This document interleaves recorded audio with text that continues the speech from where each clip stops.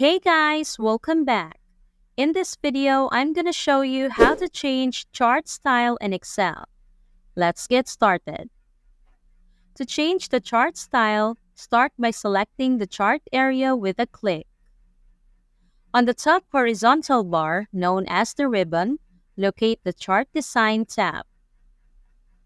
Navigate to this tab, and within the Chart Style section, you can choose any style from the offered menu of styles and effects.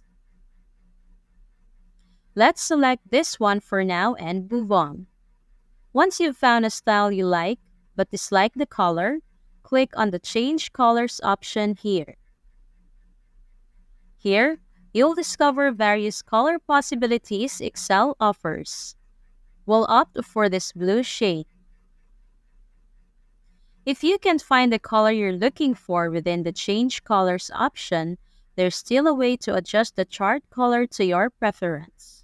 Watch our video tutorial on changing chart color in Excel, which will precisely guide you on how to do it.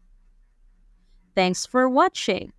And if you found this video useful, don't forget to give it a thumbs up and hit that subscribe button for more content like this.